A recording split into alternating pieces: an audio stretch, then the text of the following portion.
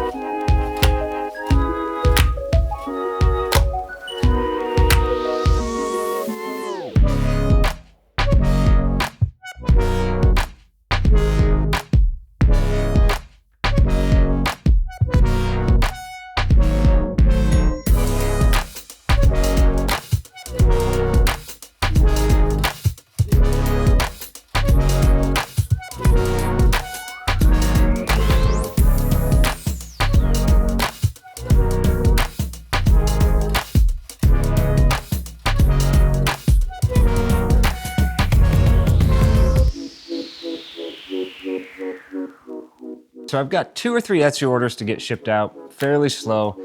And then we've got some stuff to send to Amazon. It has been quite a while since I sent anything over to Amazon. Sales during this summer have kind of slowed down, which is to be expected, I guess. People aren't buying stuff as much as they would be during the holidays, but I didn't expect it to slow down quite as much as it did. So thankfully it has picked back up quite a bit. That also means I have a whole bunch of stuff that's soon to be out of stock with Amazon, and they're not usually too fond about that. So I want to get stuff at least sent out so it can still be sold, so I don't get any negative points or points taken off of my Amazon seller score. So Etsy comes first because that's the quickest, and then I guess a quick time lapse of me running through stuff for Amazon.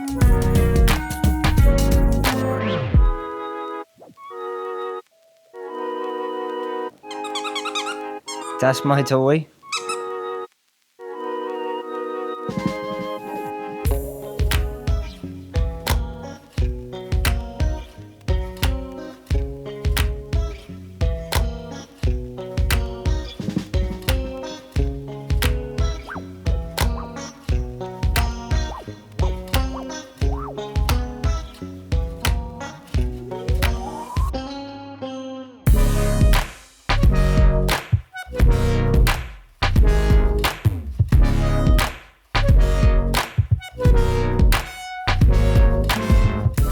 And that is it for Etsy right now. All I had was a couple sander mounts to get sent out. I do have some stuff from yesterday that I packed up, about 5 other orders that also have to go out tomorrow morning. So those are also over there on the bench.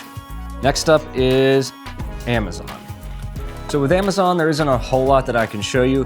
What I will say though is if you don't have 2 label printers, I highly recommend getting them if you're gonna do something like Amazon. And here's why. Having 2 label printers lets you set up one for regular 4x6 shipping labels and another for these little 2x1 inch labels for the Amazon FBA, ASIN, barcode stuff. So instead of having to go back and forth between one label printer and swapping the paper over, especially if your labels come in a little flat pack box and your Amazon ones are on a roller, this just makes it a whole lot easier. If you're doing just Etsy, you probably don't need 2 label printers. That might be a bit excessive. But if you're moving towards selling on Amazon, whether it's through regular Amazon or Amazon Handmade, I highly recommend picking 2 of these up. And I've also got links to both the Munbin printer and the V-Ready printer that are sitting here on my desk. I do believe this one is an older model, so I have the newer model linked. They do also have a Bluetooth one. This one is USB only, which means I have to have it plugged into the computer. But yeah, both of these are linked down in the description below, along with all of the shipping labels and Amazon barcode labels as well. All right, that's enough yip yap for me. I gotta get another box so I can fit some dumbbells in there, and sander mounts are almost done. So let's just get into it. For all of the Amazon shipments, I don't buy any special larger boxes to put the stuff in. I just use boxes that have come in from stuff like the Sunlu Fila Dryer or Amazon stuff. It just lets me reuse them, which is also why I have a box hoarding problem, but that's besides the point. All of the boxes do get some bubble wrap at the bottom. It's probably pointless, but bubble wrap and then our item inside of a bubble bag, and then I'll fit as many as I can inside of the box.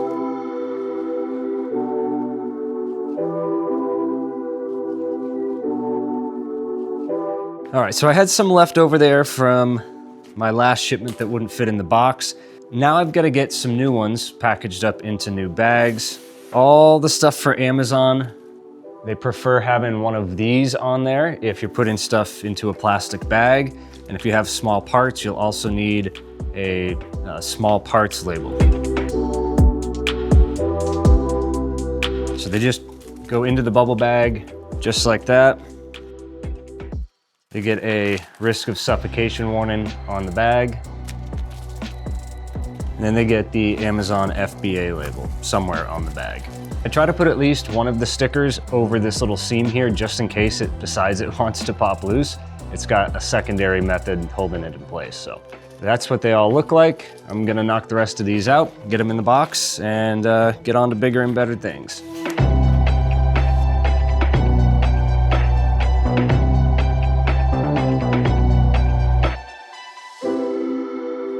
I do get quite a few questions when I do these videos about using bubble bags and bubble mailers and why don't I use a box? And it's simply because boxes take up more space, which means it costs more inside of the Amazon warehouse to hold them.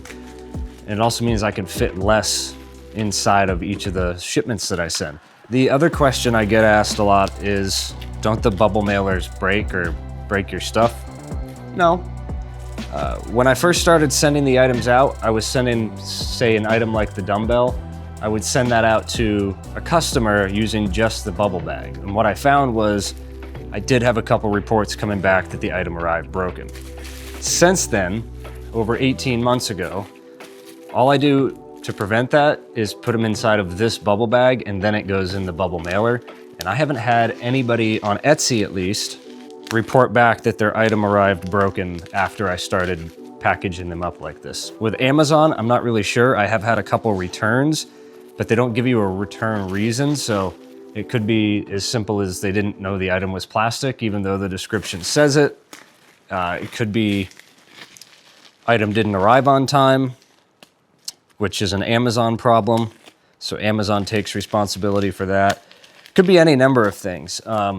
But as far as packages arriving broken, this method has worked for me for the last 18 months.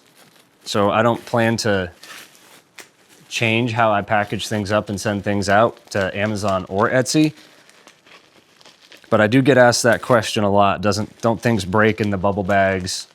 Wouldn't it be more secure in a box? I'm sure it would be more secure in a box, but the bubble mailers are pretty strong. And my theory behind that is with a box, they can toss it around or they can stack things on top of it. Whereas with the bubble bags or the bubble mailers, you can't really stack anything on top of it that would inevitably crush it because it's a bubble bag. It's not going to be a secure method of stacking things. So these typically end up in their own little bin or off to the side on a shelf. Whereas a box, you might get something stacked on top of it that's heavier than the item inside of it and could cause it to break. It's always been my theory.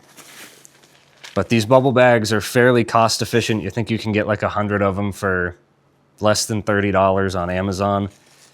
And the more you buy, the cheaper it ends up being too.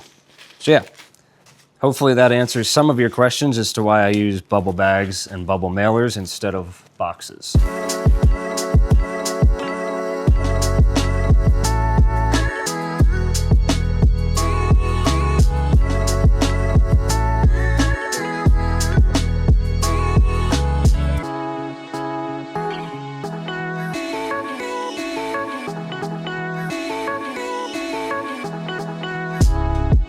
I don't think this is going to be enough to fill this box up, but we'll see how much we get. In fact, I know it's not going to be enough to fill this box up. but I do have a whole bunch more that I can get packed up into these bubble bags. So I do need to make sure I keep count, because Amazon is going to want to count after I'm done with everything. If you haven't seen that full video on shipping your items to Amazon FBA, that's linked down in the description below as well. I did a full walkthrough from setting up your account to getting your first shipment sent off to the FBA warehouses, if you want to go check that out.